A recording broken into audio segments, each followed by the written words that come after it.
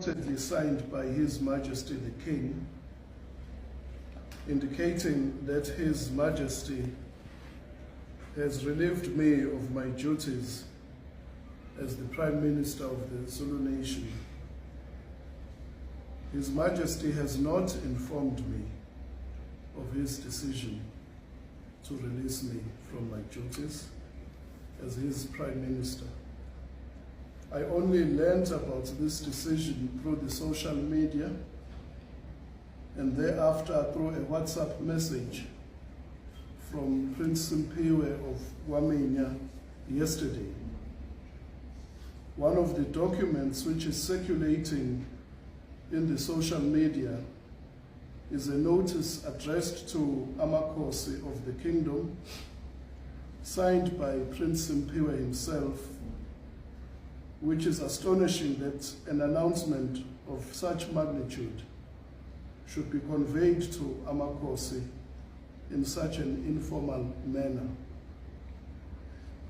His Majesty has always summoned me to wherever he is when His Majesty wishes to convey an important message or instruction, and I've always obeyed His Majesty's instructions.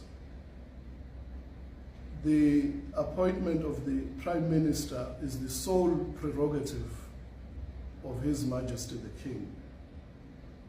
I am a subject of His Majesty and I serve at the King's pleasure. From the 15th of December, His Majesty has been in isolation, preparing for the first fruits ceremony, Umkhosi woSelwa, which will take place on the 15th of January next year.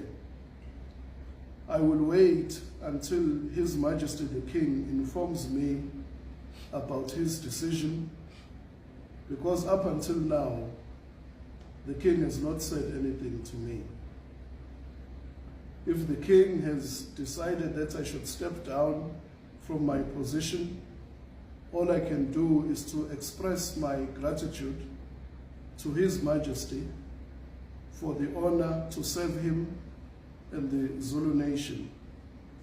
I have served the King from the first day that he assumed his position as King of the Zulu Nation, and will continue to serve him. And I will serve His Majesty as an ordinary subject if it is his wish that he releases me from being Prime Minister. There is no quarrel that has ever transpired between His Majesty and myself. Not once in the past 11 months has His Majesty expressed his displeasure or voiced his disapproval of any action that I have taken or any statement that I have made in my capacity as Prime Minister. Not once. And therefore I reiterate that I am a loyal subject of the King, and the King's wish is my command. However, the re-emergence of Mr. Jacob Mnisi and Ms. Rejoice Tembe, popularly known as Ugogo, on the scene to control, in an attempt to control the Ingonyama Trust, is a cause for concern. I read in the media about the appointment of Mr. Stephen Rakwena of Van Rensburg, Kruger, Rakwena attorneys, who seems to have been appointed by His Majesty the King to regulate the affairs of Ingonyama Trust. His Majesty has not informed me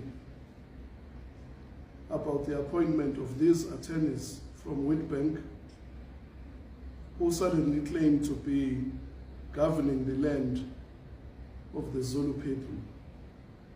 Amakhosi, who administer the land under Ingonyama Trust, are also not aware of the role and mandate of these lawyers from Witbank. The presence of Mr. Jacob Mnisi and these lawyers from Mpumalanga province in the affairs of the Zulu kingdom does not augur well for the well-being and future of Ingonyama Trust. I thank His Majesty for affording me the opportunity to serve him and the Zulu nation, and may His Majesty's reign grow from strength to strength. Briefly in Misuzulu,